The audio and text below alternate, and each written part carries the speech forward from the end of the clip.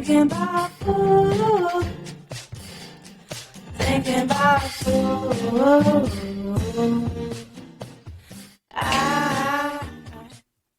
Well, welcome back to the second episode of the illustrious Imago Nutrition podcast. I am one of your hosts, Mark Glesney. I am here with my sister-in-law and registered dietitian extraordinaire, Danielle Glesney. This, as I said, is our second episode. It is our first remote episode because we did our first one when Danielle and her family was in town with us here in Tennessee, but now she is back in the St. Louis area. And so our second episode, but it's our first one doing this remote. So again, hopefully we get the tech right. And at the end of this, we realized we recorded everything and everything worked. So we'll see. But I'm excited today because we are going to touch on a topic that seems to be, I don't know if you agree with me, Danielle, seems to be one of the hottest topics right now in conversation and in nutrition education in terms of trends. Weight loss certainly is a big part of it, but also nutritional benefits to the concept and the practice of intermittent fasting. And so, by the way, if you have a question for us on intermittent fasting or anything else as it relates to nutrition, you can always submit your questions directly to us. They may end up as an episode on the podcast. To do that, you can just go to imagonutrition.com. That's IMAGO nutrition.com/podcast and submit your questions there, and we will review it and see if it needs to become an episode as we start to crank these out for you guys. And so with that, Danielle, if you don't mind, what I'll do is I'll set us up maybe a little bit with just a backdrop, because maybe some folks don't know what this is. Like, what are we talking about now? What sort of new crazy diet fad are we talking about? What's this intermittent fasting thing? It sounds like a hungry endeavor. And so what I'll do is I'll just kind of set a working definition for us. We'll kind of talk about a little bit of how this plays out practically, how people are deploying this strategy of intermittent fasting. And then I've got kind of like three questions for you from your expertise and from some of your education that you've seen that relates to this practice. And so if that sounds good, here's our working definition for today. Again, this is a very hot topic, intermittent fasting. For the purpose of our discussion, we'll define it as this: that intermittent fasting is any of various meal timing schedules that cycle between voluntary fasting and non-fasting over a given period. Okay, so in other words, intermittent fasting is simply an eating pattern that cycles between eating and not eating. Okay, so fasting and eating. And unlike a diet, we should say this: I'm fairly anti-diet culture, right? And your first point in our first episode to the question was avoid diets, right? So are we about to talk about the validity of a diet? Not necessarily, because unlike a diet, intermittent fasting does not dictate what foods you should eat. It dictates when to eat. Okay, so it's more about nutrient timing than it is about nutrient inclusion or exclusion, if you will. Okay, so real quick, three common ways that we see this being deployed in general. Okay, I am sure there is a new way to do intermittent fasting being invented right now as you're listening to this episode, right? Like, there's so many different variations, and it seems like we're probably going to continue to invent new ones over the coming years. Okay, but what we want to do is just kind of break it down into three general approaches that I see most often in discussions with people, with clients, whether they've tried it in the past or they're questioning about it in the future, and then in some of the literature where we've seen kind of some commonality. And so there's three common eating patterns in the intermittent fasting movement. The first one is known as 16-8, so 16/8. This is generally where you perform a 16-hour fast, which may sound scary to people, but we're going to talk through that a little bit. Okay, so you do a 16-hour fast and then an 8-hour eating window. Okay, so you're not eating for 16 hours, and then you are allowed to eat for 8 hours. Now, I've also seen this go all the way up to like a 24 ratio, if you will. So some people do like 18 hours of a fast and 6 hours of eating. Some people do 20 hours of a fast and 4 hours of eating. So know that within this methodology, it can scale. somewhere between 16 and 20 hours of a fast, and then the remaining hours as an eating window. However, what I think we agree on is that the most common one out there right now is the 16-8. Okay, so that's number one, is the 16-8 methodology. The second eating pattern would be what we call eat, stop, eat. And that's quite simply where you do full 24-hour fasts 1 to 2 times per week. Okay, so 1 or 2 days, you're choosing to not eat at all for an entire 24 hours. So if you last meal was dinner at 6 p.m. on Wednesday, you're not going to eat again until 6 p.m. on Thursday. Full 24 hour, okay? And then the third one is what's known as a 5-2. And this is not necessarily related to hours, but days. And so the 5 is 5 days of normal eating.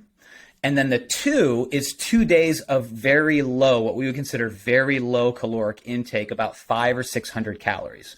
But those 2 days need to be non-consecutive. That's generally the guidance. And so 5 days out of the week, you're eating normal. 2 days out of the week that are non-consecutive days, you're eating a minimal amount, 500 to 600 calories. Okay, so that's kind of what it is and kind of how we see it generally being approached. But with that, I'm going to finally be done talking, like 6 minutes into this thing, and let Danielle speak, because I've got some questions. Again, I think we agree that this is a pretty hot topic, because where were you recently that you came across this? This is kind of a peculiar place to come across intermittent fasting. I was getting gas at the gas station. A little video popped up and telling me to do some intermittent fasting. So you can't even get gas these days, which is like $1,000 a gallon, without getting hit over the head with intermittent fasting propaganda. I'm not calling it propaganda, but I am. So anyways, all that's to say it's everywhere right now, right? In fact, we were texting about this over the weekend. I was at my boys' flag football game, and you texted me like, hey, I think we should kind of let's take a look at some intermittent fasting stuff. I just got some more education on it. And kid you not, I sent you the screenshot. Like 20 minutes later, one of my current clients texts me. He's like, hey, what about intermittent fasting? And then like the next weekend, I had a client consultation with a surgeon in North Dakota. And he's like, look, Mark, I got to ask you, what's up with intermittent fasting, right? And so we're hearing it everywhere, from the gas station to client consultations, okay? So it's out there and everywhere. And so Danielle's going to help us kind of uncover some of the realities of it, maybe some of the myths. But you recently did some education on this, correct? Yes. I had some continuing ed. So I got to hear from a dietitian that's basically spent her whole life working on it. And it was more so in the treatment of diabetes and obesity. So just looking specifically at those two things and how intermittent fasting can play a role in that. So, cool. Yeah. Well, so let's just get out the gate going. What have you seen? What have you learned are some of the benefits, you would say, of intermittent fasting? Now we've defined it. We kind of know what it looks like, but let's talk about, are there benefits? Is it all a scam?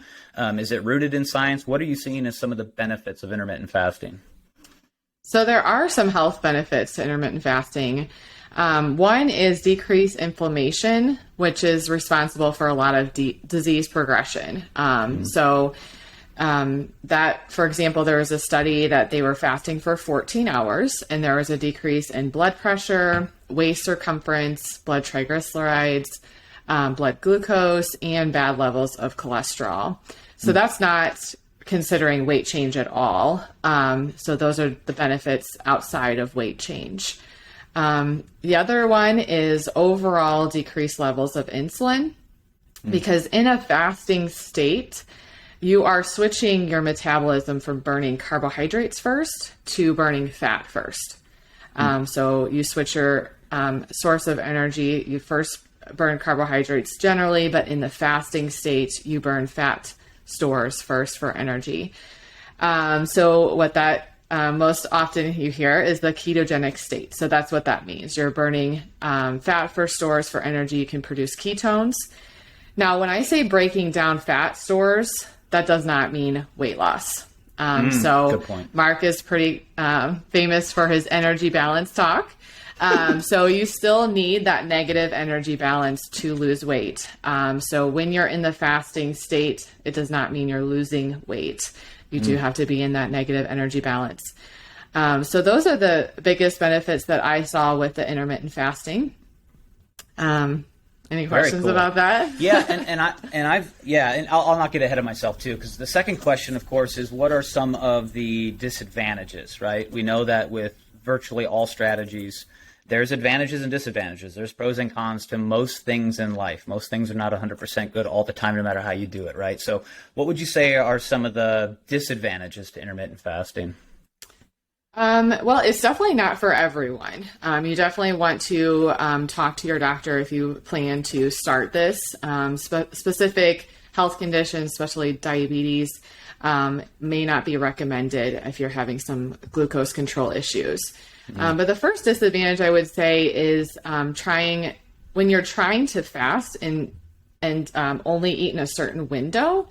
Some people may be inclined to eat larger meals because I can't eat after 6 p.m. So now I'm going to eat a lot. And, obviously that's ignoring your body cues and those mindful eating habits that we talked about. So you're not able to have smaller, more controlled meals and watching your calories because you're thinking about how you can't eat soon. So that might apply to some people. Maybe that wouldn't be for you. Maybe you'd feel fine with that. So that just depends on the person. The next one is skipping breakfast is never recommended. And so sometimes when you're doing these fasting windows and eating windows, depending on the timing, people might tend to skip breakfast, and fast all the way till 10 a.m. So you're skipping breakfast. So breakfast has always been proven to be helpful for weight management and several other things as well. So then the last one is it's not necessarily been proven to be more successful for weight loss. So the dietitian that I listened to for the continuing ed that spent her whole life working on this so far, she said multiple times it's not shown to have more weight loss than any other method out there currently. So just like, we said, me and Mark definitely are against diets. And we're really for finding what your lifestyle is, what your food preferences are. So sometimes, this can be part of your lifestyle and you may not even know it. Right. So it can be something you can do without feeling like you're on a diet. So I guess that's back into the possible benefits of it. So sometimes if it allows weight loss for you, it might be more maintainable for some people, but not necessarily. Yeah. Yeah, and back to my typical rant. So, what you're talking about, too, if people didn't listen to the first episode, you can go back to that, and we'll eventually do an entire episode on energy balance. But what we mean by that is consuming fewer calories than you expend on average over time, right? So if every day you bring in 2,000 calories, whether it's with intermittent fasting or not, okay, it's eating 10 meals a day or eating 2 meals a day. If you're bringing in 2,000 calories a day and you're expending 2,500 calories a day, you're in what's known, as Danielle referenced, a negative energy balance. And so that is the first law of thermodynamics. It's the principle behind the first law of thermodynamics. It is how the body changes weight over time. And so what we're saying is that intermittent fasting has not been shown to be more effective than that, because that is the fulcrum. That's the mechanism by which the body loses weight, right? So if intermittent fasting helps someone adhere to a negative energy balance, you're going to see weight loss results. But like Danielle said, if it causes you to binge, if it causes you to eat more calories than you expend in a day because you've got a shorter eating window, guess what? You're going to gain weight. It's like I've always said, you can lose weight on keto and you can gain weight on keto. You can lose weight in intermittent fasting. You can gain weight in intermittent fasting, because keto, Atkins, intermittent fasting, no matter what it is, not that it's a diet. We're not trying to clump it in with diets, but those are not the mechanisms by which the body changes weight. It's energy balance. So negative energy balance within intermittent fasting causes weight loss. Positive energy balance within intermittent fasting causes weight gain. Okay. And so and this, everything you said too was confirmed. I've been doing some independent research on this too. And it's interesting too, because there is an emerging body of research that shows, because you mentioned breakfast, and I think that might be one of the things that a lot of folks are missing about the intermittent fasting eating pattern is that what I typically hear is folks, I could be wrong on this. This is more based off my experience than any analytical or statistical proof. But what I tend to see is people skipping breakfast. That's part of their fasted window. And so they wake up, they drink some coffee, which helps suppress the appetite. They get cranking and they don't start until, maybe noon, right? Eating or something like that. And they've skipped that. But what we're seeing in research, I've got just one study you could Google, just Google Sutton, Sutton, I think it's et al. 2018. And it took a look at an earlier feeding window as actually being more advantageous. And what we mean by an earlier feeding window is the study at least used 9 a.m. to 3 p.m. And they showed that there were some benefits above and beyond the benefits of the weight loss and the general calorie restriction, which include improved insulin sensitivity, B cell function, oxidative stress, blood pressure, etc.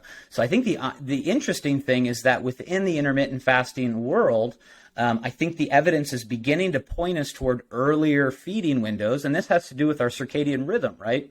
Danielle, this has to do with the fact that our body processes nutrients better earlier in the day than it does later. And so was that some of what you guys were discussing as well in the continuing ed block? Absolutely.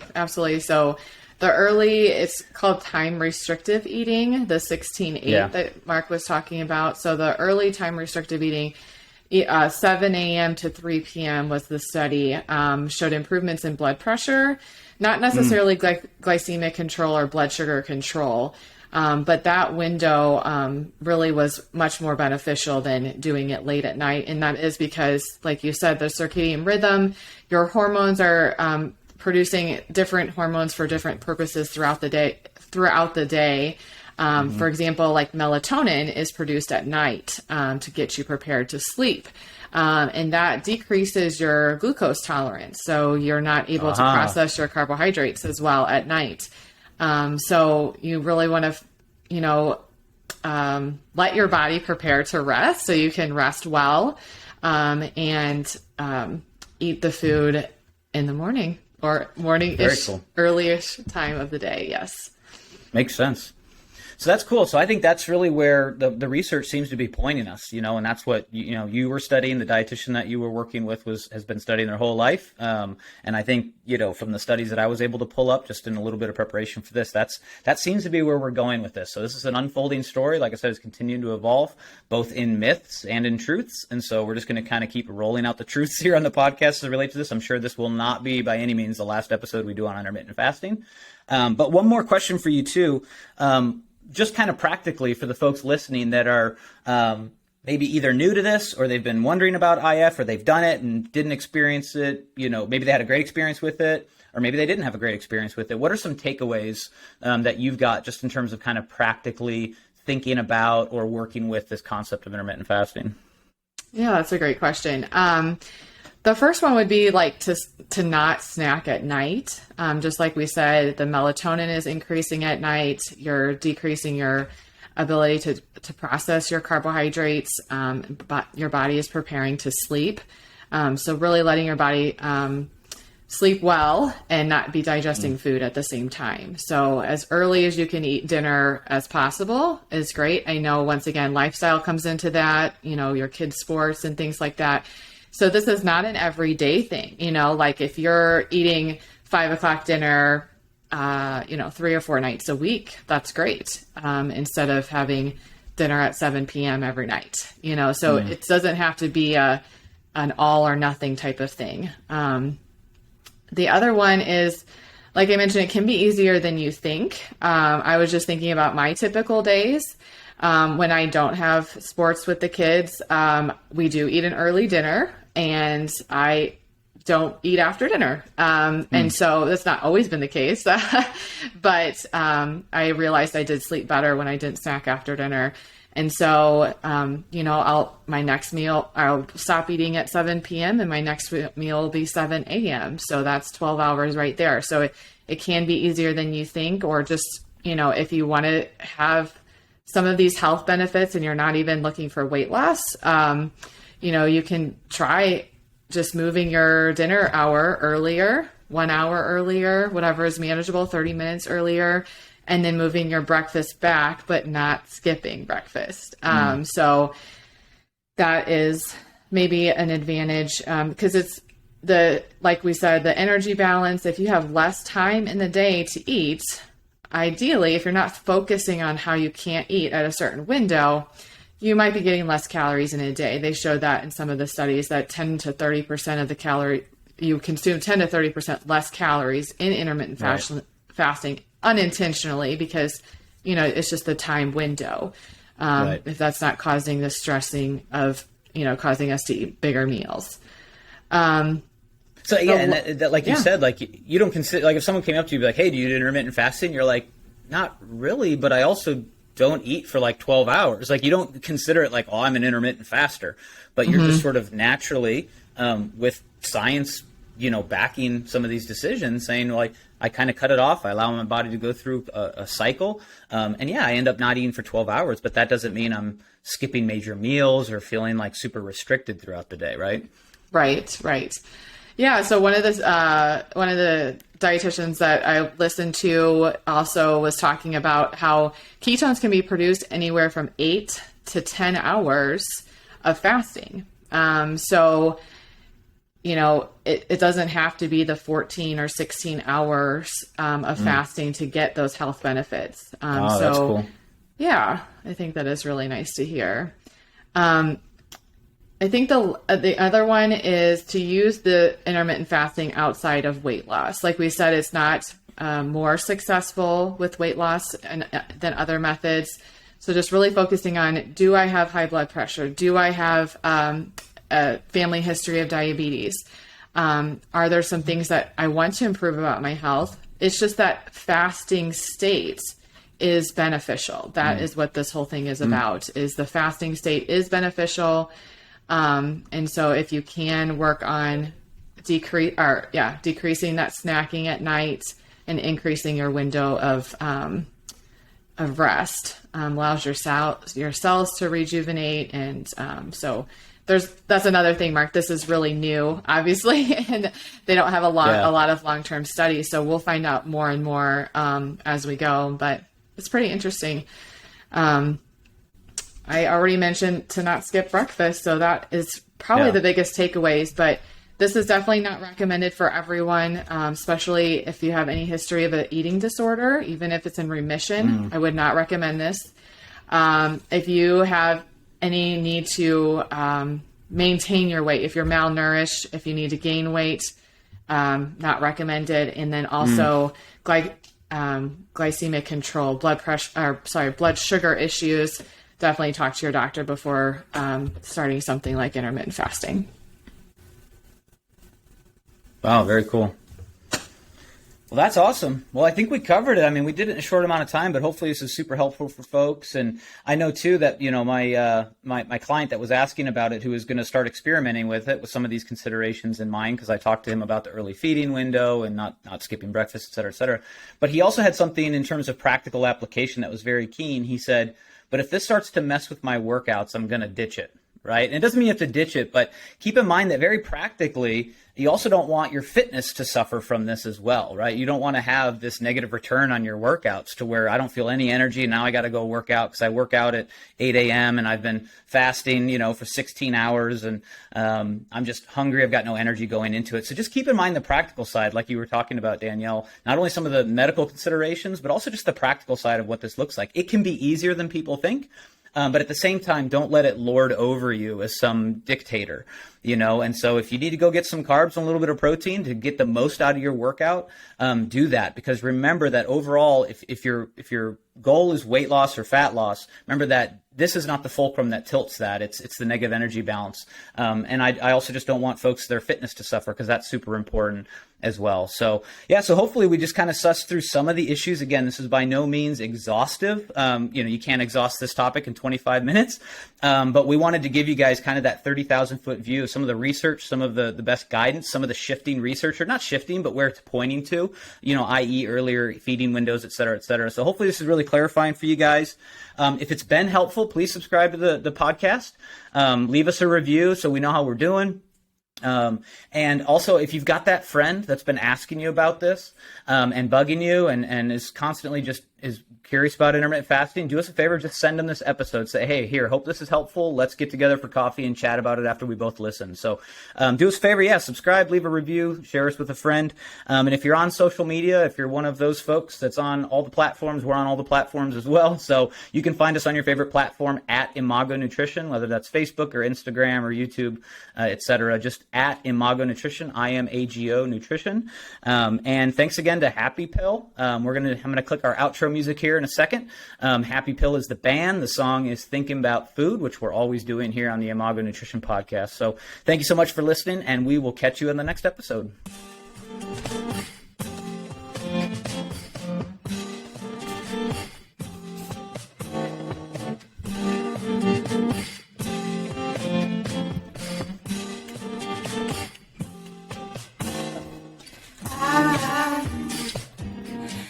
Thinking about food, thinking about food.